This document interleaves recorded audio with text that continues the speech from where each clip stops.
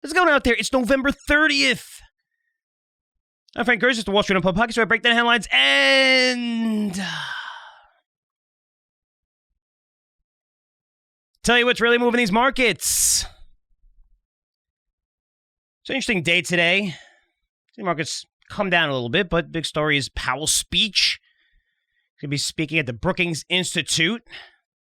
It's one of the top stories outside if you're not paying attention to Twitter and how Elon Musk is sending out crazy tweets all the time. Oh my God, it's so terrible, it's crazy. It's so funny. Man, everyone pays so much attention to Twitter and Elon Musk right now. It's so funny. So crazy. Bothers both sides. You gotta love the drama. But when it comes to the markets, you're looking at Powell. And it makes sense. Even though the guy spoke 2 weeks ago, I don't know how different this speech is. I mean, speaking at the Brookings Institute, I don't know what he's actually going to say is going to be different. Again, we're looking at 2.5 weeks ago. We raised rates, again, by 75 basis points. So everybody wants to pay attention to every single word. And granted, every single word moves markets, depending on how you interpret it, right? Because they're looking as any indication or some kind of like you just tipping your hand a little bit into the December meeting, which is December 14th. So will he stop raising? Because some people say, yeah, well, they're going to slow the pace. And then he said, there's no way that we're stopping anytime soon. And he came out afterwards and said that during his speech. So I think last quarter they released the outline and then they actually had him speaking and you saw the market go up and then the market really tanked because he was like, whoa. Kind of everything I just said there, that's not what I meant. Just people take it for what they want. For example, they're saying that Powell and the Fed are going to slow down rate hikes.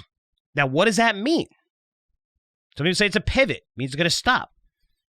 Does it actually mean you're going to stop raising? Because that's not what he said. He's not going to stop raising. They're not going to stop raising. They said they're not, they're slowing the pace, but not stopping. That's not on a table. They can't stop. Inflation was what? CPI is 2%. Used to be, was it 7-8% today? Looking at most forecasts are forecasting in the end of 2024 that will hit 3%. That's the forecast at the end. And they said they needed to get down to 2%. So they're not stopping. They're not going to reverse. Maybe they could stop, but still they're going to raise. But what does a slowdown mean? Because technically a slowdown, it can mean we can have 5 more 50 basis point hikes, which is much slower than the 75 basis point hikes, which would crush the economy. That's not going to happen. But that's technically, you could say that's a slowdown. But it's how you interpret it. And lately, no one's really interpreting it right. Like, for me, just listen to what the guy says. Listen, we're not slowing anytime soon. Inflation is still extremely high. Yes, it is moderating. Finally, we're seeing it moderating. I thought it was going to moderate over a year ago. At Jackson Hole, like they said, was at 5%. He's saying this, but people are interpreting it different ways. So when I look at this, you just raised 75 basis points, right? 4 meetings in a row by 75 basis points. Well, we never saw 2 75 basis points in the history of the Fed. Meaning, so of course, you're going to slow, right? You have to slow. You can't be going at this pace, which is crazy. It takes a long time for this stuff to filter in. Anyway, I can't see Powell doing or saying anything different later on today, which by the time you listen to this, you'll probably know. Maybe he says something different in the markets through the roof. We'll cover that tomorrow, or down a lot. But, I think he's going to stay the course. Which is, say pretty much exactly what I said 3 weeks ago, when I last raised, that it's going to be a 50 basis point hike, most likely, which is a slowdown from 75 basis point hike in December. But if you're looking at it and why it would be different, you have to look at the last 3 weeks. And what's changed? The only thing I really saw is very strong retail sales for Black Friday. How many companies come out? Amazon, Salesforce, Walmart, all these companies coming out. It's just, they're supposed to wait till that quarter. They're announcing right after. Things are great. Holy cow, we sold more than ever. It's a record year. It's a record year. Cover that. Yes, of course it's a record year when inflation's up 10%. So, right away, if you sell exactly what you sold last year at the same prices, or, prices are going to be 10% higher, it's 10% growth. To see it's only 2% growth is crazy. So, of course, it's going to be records. You really have to look into the details and into the numbers with the inflation that we have. What's more important is margins. What are they selling it for? What are they getting rid of this stuff for? If you're selling $10 billion worth of stuff and you sold $8 billion last year, but $10 billion is a massive jump, but yet it costs you $12 billion to purchase all that stuff that you have on inventory. You need to blow out of it at those prices. Your margins are down, your earnings are down. That's not good news, but sales are up. So is today's meeting going to be a big deal? I don't know. Maybe it moves the markets, but I can't see Powell changing course. And more importantly, like I've been going over with you week after week, you have to look long term. What the Fed's trying to do here. The bull market, right? This is for the bulls. What you need to see, the bull thesis is we're going to see them stop, and that's great. But the bull thesis is we need to see a weaker economy, which, we just saw really strong spending numbers. Again, housing prices came down. They came down 3 months in a row, down 1%. They're still up, I think, whatever it was, 8-9% year over year. They're still up incredibly. But at least we're seeing, again, moderation. That's what we need to see. I don't think anything changes here. Because going into next year, we're going to have significantly higher rates, and they're going to stay there for a very, very long time.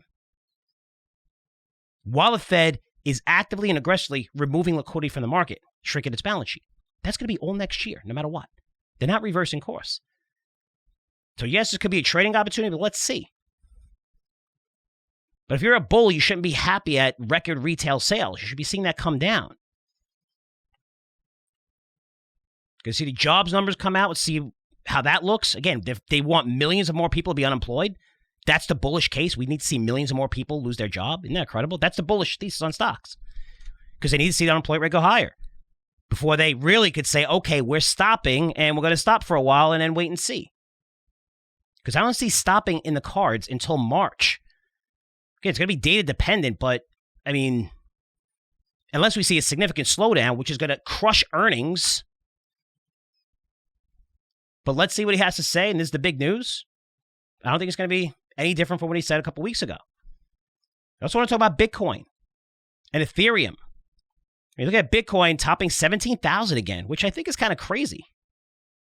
By the way, I'm going to Art Basel in Miami. Going to meet several companies leaving tomorrow. With some NFT projects. Really cool people. Looking forward to it. If you're down there, give me a shout. Huge, huge event. But when I look at Ethereum and NFTs and things like that, I mean, you just hearing everyone rip Bitcoin, all that.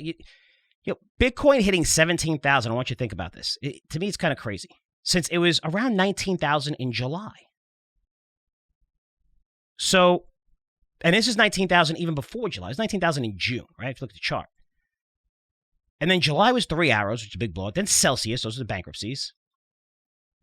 Right? So we had that in July and then spilled into August. November was FTX, which was a disaster. We have BlockFi that just said that they filed for bankruptcy. Yeah, Bitcoin went from 19,000 to 17,000. And granted, if you look at 2 months before that, it really came down before those bankruptcies, probably because these guys were so leveraged and blowing out of everything. But if you look where Bitcoin has stayed, and you look at what else could possibly happen in this space right now, because I think all the survivors right now are in pretty good shape. This industry is not going anywhere. If it was, you wouldn't see what's going on with Fidelity. Officially started to open up retail Bitcoin accounts just a couple days ago. Sent emails to their customers, 10 trillion assets management, 40 million investors. Again, institutions are coming in to allocate this. And now you're looking at Bitcoin's market cap, which was what? Over $1 trillion. It's 320 billion. And so Fidelity's not the only one that's doing this. We said the institutions are coming in. They still haven't come in yet. And they are going to come in. FTX might discourage a few people, but people want allocation to things other than the dollar and other than gold because they see what's going on with the dollar and they hate politics. They hate the politicians. They don't give a shit. There's no checks and balances. They spend money as much as they can just for their agenda. I can't wait for the Georgia runoff. That's going to be funny. Holy cow. For the billionaires that are donating, they're going to go to both of those parties and be like, I want this, this, this, this, and this. And you know what? That's exactly what they're going to get. They're going to get everything that they asked for because that's how important that is. Even though Democrats win the Senate, it's still very, very important. There's a lot of money being spent there. The people hate this. They hate the politics. They hate the bullshit. And Bitcoin, if you look at Bitcoin and millennials being 40 years old now, wow, I'm really old. I mean, they grew up in a digital world. They don't really look at gold. They look at Bitcoin. Bitcoin's here. It's terrible right now, and it's come down. But for it to hold these levels and not be down a lot further, I'm surprised. I'm asking myself, what could push it down further from here? I don't know. Maybe it's another bankruptcy because we see short sellers coming out like crazy.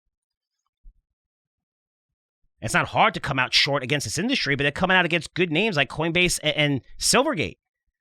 And these companies have gotten nailed here much more further than what Bitcoin has declined, especially lately. And these are U.S. regulated companies. This isn't like Binance. This isn't FTX. This isn't when they have, you can't see the financials. No.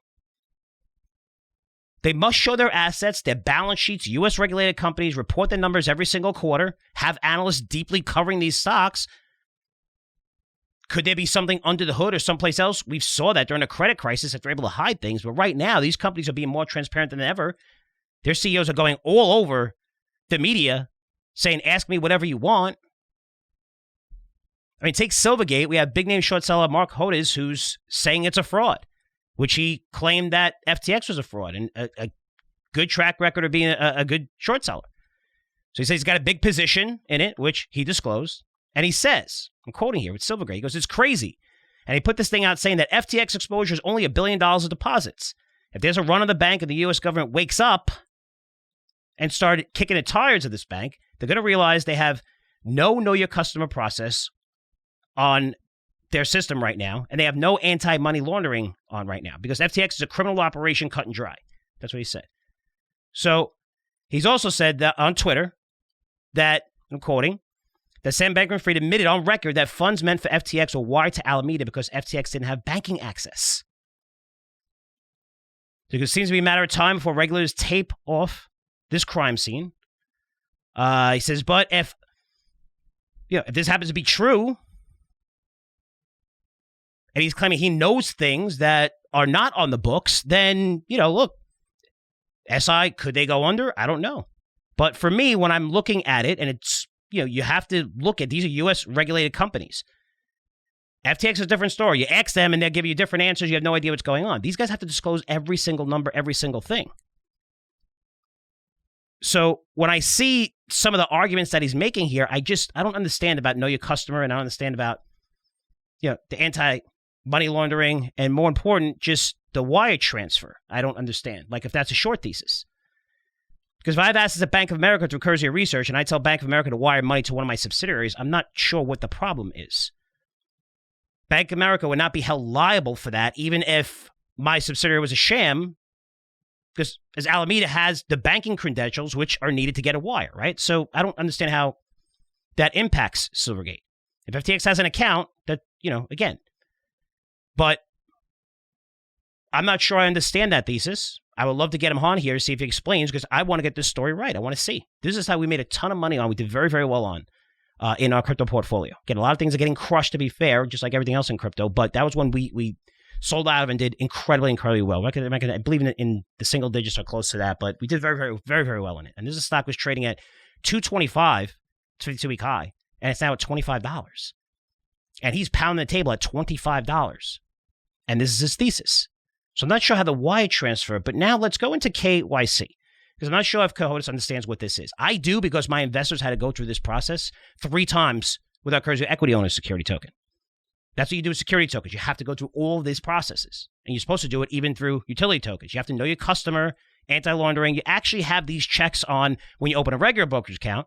You just don't know it. If you open up a brokerage account and you have felonies and warrants for your arrest, if you open a brokerage account, within a couple of hours, someone's going to show up at your door and try to arrest you if you have your address, which has to list, right? That they do all these background checks behind the scene.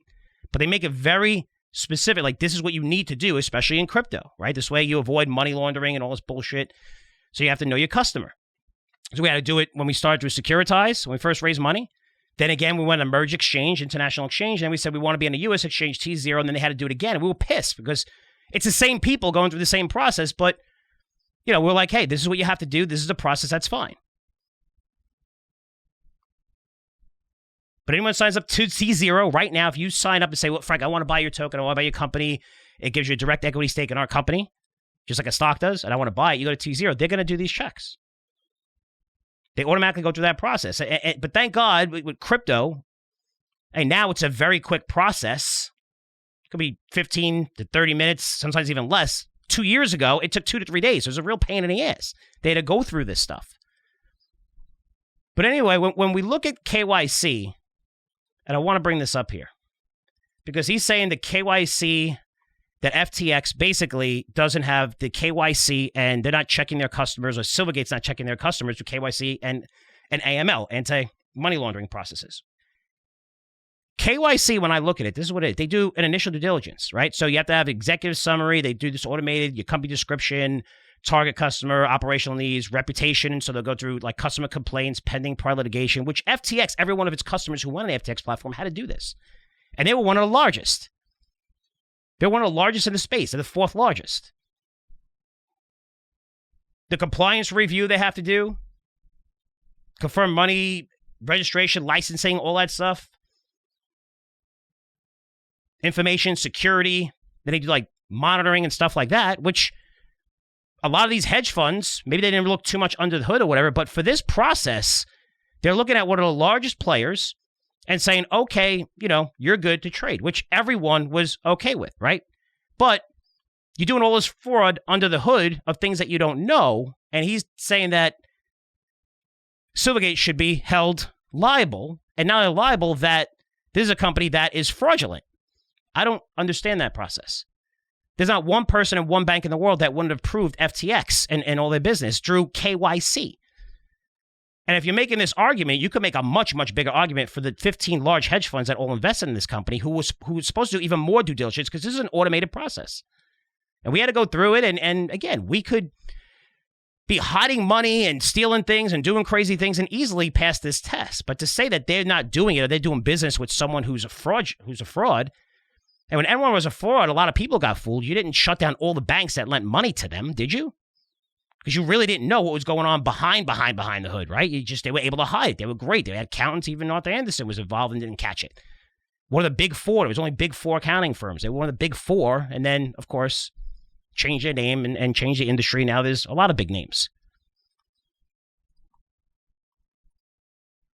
So when I look at Cohodes, who's a reputable person in this space, and again, I would love to get him on an interview. I'm going to reach out to him to see, because I want to ask him these questions. Because again, you want to get it right, because you're shouting at top of rooftops that this stock is fraudulent, which, again, to be honest, it doesn't matter if he believes that or not as a short seller. His job as a short seller is to go crazy on Twitter, call a company a fraud, shout negative things to the rooftops, because even if you're wrong, so what? You did a great job pushing the stock much lower. You're short. You could be out of it right now. Nobody knows it. I mean, I always argue that as a short seller, you can do almost anything you want and claim that everyone's fraud, whatever, and you'll read the disclaimer on the bottom, and it'll say, well, it's believed to be that the sources I'm using are reliable, but they're not meant to be reliable or whatever. I may be out of this position and all this shit. You could destroy someone's reputation pretty easy and be wrong, make a fortune on it, get out of it, and there's no consequences for calling out a management team. Because you're not just saying, hey, this business is bad and I'm shorting it. You're saying it's a fucking fraud. That's different.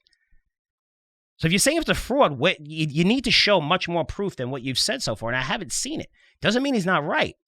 You can give him the benefit of the doubt because he's a good short seller. I'm just saying, shorting it here, it's very easy to short names in an industry that's blowing up, especially when they're stocks. It's not easy to short cryptos, but stocks is very easy to short. That's what you're seeing Coinbase get wrecked. Even though they have $5.5 billion in net cash on their balance sheet, even though these companies, and same with Silvergate. Silvergate is regulated by the Federal Reserve. They file quarterly results. You can see all the numbers. Reserves are in U.S. dollars, holding U.S. dollars. The CEOs on TV like crazy, telling everyone, look, if you have everybody removing their money from this, which is, what short sellers could actually do, it is a bank and have run in the bank, or if crypto goes a lot lower, this company can go under, but it's not going to be due to fraud. It's going to be due because the industry's coming. It's a big difference than if you're calling fraud.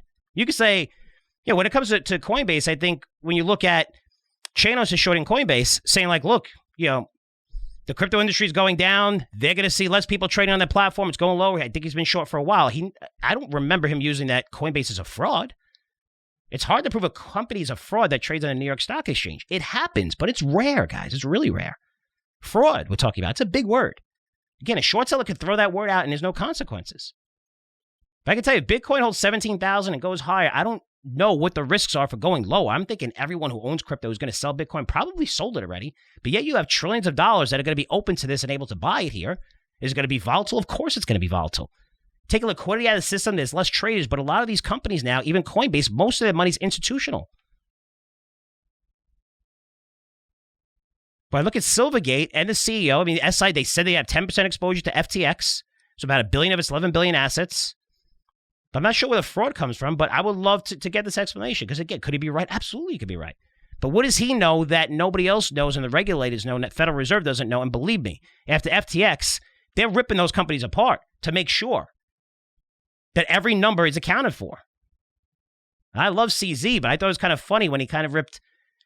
It was a tweet that he said about Coinbase saying, oh, they might have exposure to FTX. And then he deleted it and he talked to them. And I was like, wow, that's pretty funny because Coinbase is U.S. regulated. You see all the numbers. I don't see all the Binance's numbers. He said you're going to provide them, but I think you pretty much need to see them, especially in this market where a lot of smart people were fooled.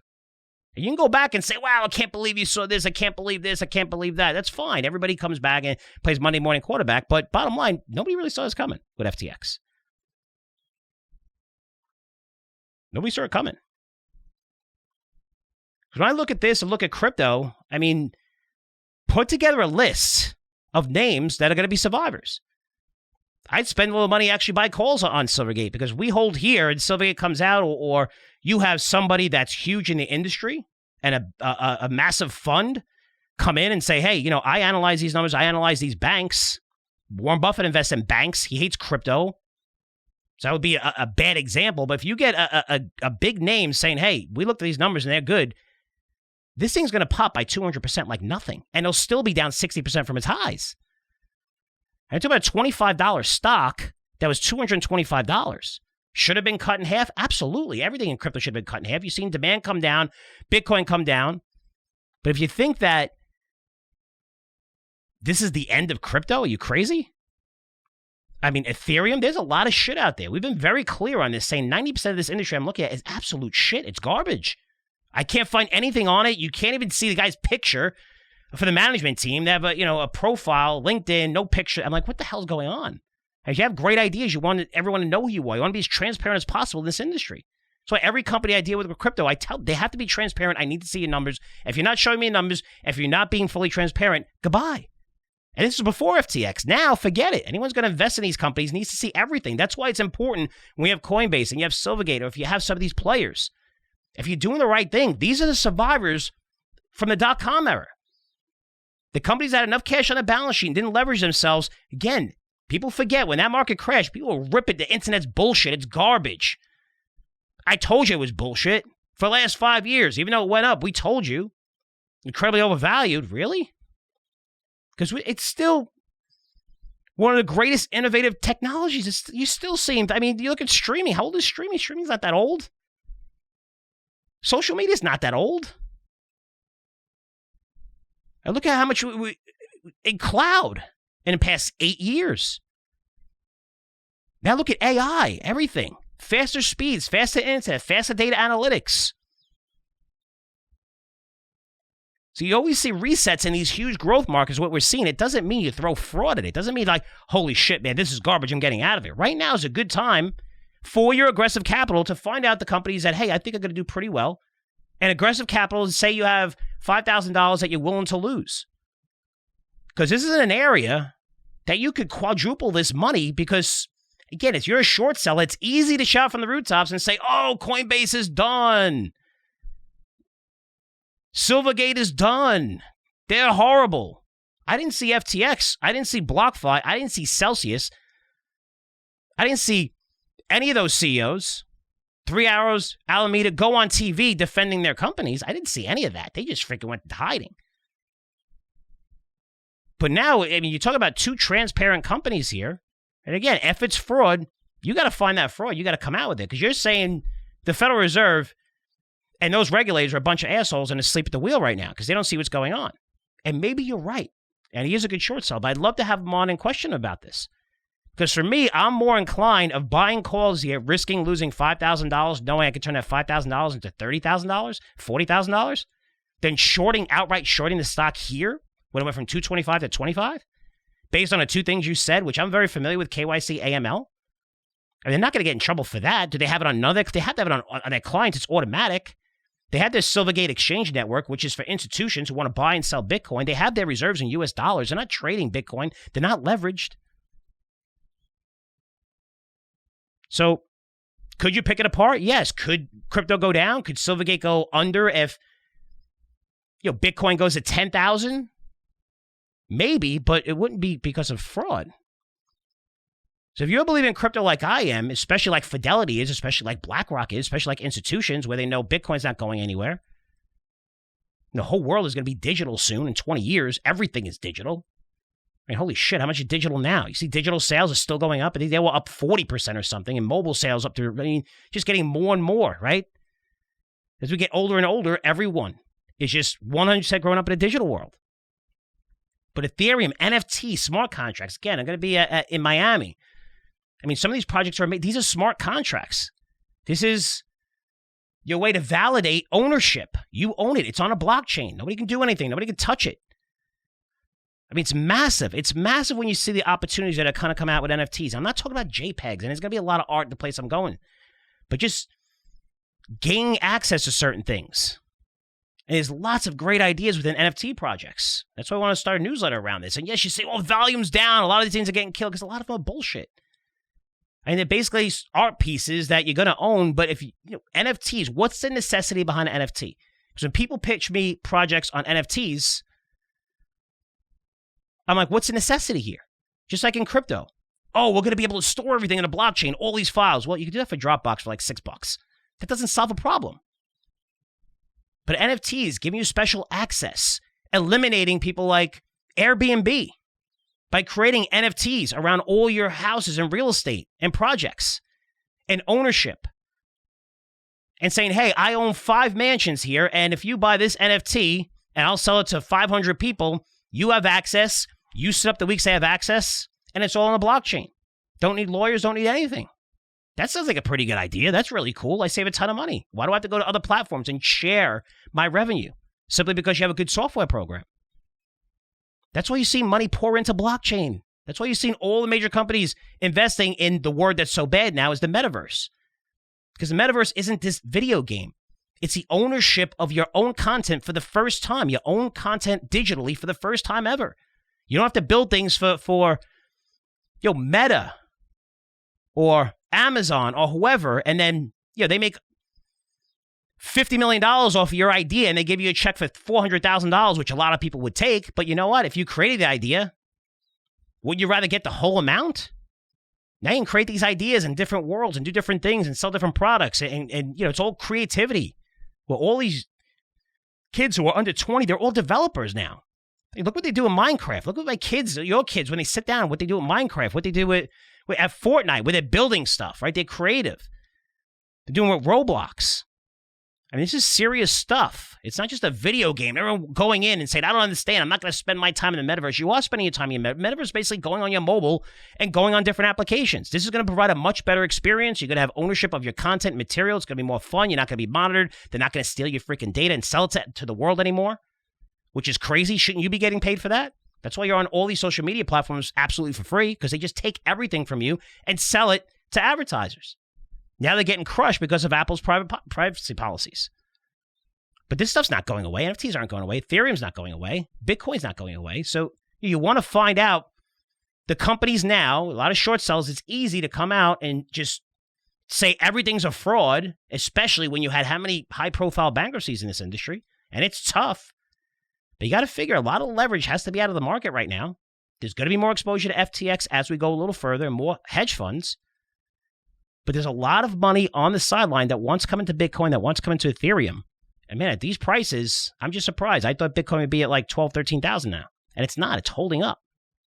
And you're going to see trillions and trillions of dollars have access to Bitcoin for the first time ever. And it's $1 trillion market cap, strictly retail. It wasn't institutional. Now it's institutions. That's another thing with Silvergate. Silvergate deals with institutions. These institutions do these checks. They have to do these massive checks. You say, well, they messed up with FTX. These guys invested in 600 companies. They messed up with FTX, yes. Became very large companies. They usually do due diligence. They didn't there. But when it comes to banks and dealing with banks and institutions and large firms, there's a lot that has to go through there. Because if you get that wrong as a bank, as a fully regulated entity, you're in a lot of trouble. So to say that they're a fraud, and you've seen the CEO and everybody go on TV, I don't know if they're a fraud. Could they be? Absolutely. I could be wrong on it. And it's, I wouldn't say it's, a coin flick, yes or no. But I know there's short sellers that have a clear interest in pushing the stock down that are going to go and shout at the top of the rooftop, say anything they can to make sure it goes down, and you really never don't have to know their position. And market always could have blown out his whole position right now. You don't know. Or he could be doubling down and saying it's going to go to $1, it's going to go to 0, whatever. But I want to try to interview some of these guys and the short sellers. And he's been going on a couple podcasts. I'm going to reach out to him. He's a big fan of T0. I like him. For me, as an analyst and someone that covers this stuff and looks at the numbers, I want to see what he sees. Because what he's saying on Twitter doesn't gel with a company that's fraudulent. He's not providing enough evidence for me to say that it's fraudulent. I haven't seen it. He's saying, wait and see, wait and see, wait and see. Wait and see what? And there's companies that didn't, that's what happened. BlockFi didn't have, I think, they didn't do KYC on a certain amount of clients or whatever, and they had to pay a fine for the SEC. That's a mistake. It's not fraudulent unless you're actively caught laundering money, country through country, drug dealer by drug dealer. Which again, this is a U.S. regulated company. You have to show a lot more than that. But right now, the point of this is start looking at crypto. Start looking at things that you can say, I'm just holding it, I'm not going to look at it. Because this is an industry that's changed the world industry. This is where the innovation's coming from. This is where a lot of the biggest technology companies are investing in right now. Billions of dollars investing in these technologies. There's a lot of shit in there. It's pushing the whole industry lower, but this is how fortunes are made when you're buying stuff at these levels. This is what private equity firms do. They're able to go into Europe during a credit crisis when you and I couldn't do it. We couldn't buy all the assets and a lot of the assets because they had to reduce their balance sheets because new regulations came in and they were buying shit for pennies on the dollar. I couldn't do that, right? You couldn't do that, but these hedge funds can. These massive private equity firms can. General Growth Properties. I mean, look, who was it? Ackman, 1,000% returns. You could really buy into that as an individual investor, but that's what they do in markets like this. They take things that's saying, hey, this is an industry that's going to be around forever. It's not going away. A lot of good assets. The survivors are going to be great years from now, and it could be even sooner. So if you're looking for speculation in a market where you get crushed speculating because so many names are overvalued, this is an industry that if you're really a believer over the next couple of years, there's a lot of value here. And it could be an incredible amount of growth over the next few years. But we want to try to uncover this, get the stories right, and see what we could do. That's our job here. So let's see what happens. Is it a fraud or not? Hopefully we get Cohodes on the podcast. Going to reach out to him on Twitter. If you guys don't reach out to him, I'd love to have him on because, again, he's a big fan of T0. I like his research. I follow him on Twitter. I like his stuff. Just with this situation, and FTX, you had right. And FTX, everything he was saying, we couldn't verify. Okay, you're saying this about FTX. Okay, let me see if this is true about FTX. I can't see because FTX doesn't provide anything. Silvergate has everything. They're an open book right now. They're an open book. So if you're calling this company a fraud, there's got to be more to it than what you're just saying on Twitter of what I saw. And let's see, with wire transfers and you know, KYC and shit. There's got to be more than that if you're calling out a company for fraud, knowing that they're legally doing something, transferring money here or there. That's a big difference. And let's see. But let's see. Listen, Silvergate, it has come down tremendously. We saw Coinbase come down tremendously, which has a good balance sheet that's going to generate a shitload of income on its stablecoin. Up to $800 billion probably next year, which is why, yeah, that's a pretty big deal. And this is the place where institutions are going. This is the place where everyone who is on these other exchanges as business accounts are going to Coinbase. You know why? Because the FDIC regulated. So they have insurance coverage on the accounts. So yes, while you're seeing less trading in Bitcoin and stuff like that, especially from individual retail investors, you're seeing business accounts transfer the people that they trust to have regulations. That's Coinbase. That's Coinbase right now. So again, if you're a believer that, and I've been through these ups and downs in markets for 30 years, 3 decades, man, I'm old shit. If you're a believer crypto's going to survive, if crypto's going to go a lot higher and do much better, and Bitcoin's going to survive, and Ethereum and NFTs, and a lot of these top 50, 75 tokens, which have great technologies and blockchain, is going to survive. I mean, Coinbase is a name you need to look at. Silvergate's a name to look at. And keep asking questions. Don't just follow people who's on Twitter or whatever. And again, they have an agenda. People have an agenda to make money by pushing this thing lower and lower and lower, and they can say whatever they want. I want the facts. I want this backed up. What are you seeing that I'm not seeing? Because he might be right. And quick story before I go here. Because I had a company in my portfolio, it's a real estate company. I worked at Street.com. And we were up like 70% on it. And Carson Block came out with a short recommendation saying he talked to an individual person in China, whatever, it's a China-based stock. And I said, no way. I said, absolutely not. And he actually spoke at Stansbury Conference where I worked. I spoke to him, and I was like, listen, I said, everything I see, he's like, it's all bullshit. He's like this, and he highlighted 5 key points that made me go out. And I said, listen, guys, we got to be cautious here. Let's take profits. And about 4 months later, they came out, and that company went bankrupt. So coders could be right on this. It's just a matter of sitting down, talking to them, and saying, okay, what are you seeing here that nobody else is seeing, that they're not reporting on their books? Because in China, you could say whatever you want in your books. FTX can say whatever they want in the books. Most cryptos outside the U.S. can say whatever they want in the books. But this is a company that has to disclose their information because they're U.S. regulated by the Federal Reserve. And I can tell you, if it's not fraudulent, this is a name that should be trading in the 70s, not in the 20s. So let's see what happens. Questions or comments? I'm here for you. FrankCurzioResearch.com. Thanks for all the support. And guys, I'll see you tomorrow with a really cool interview. Take care.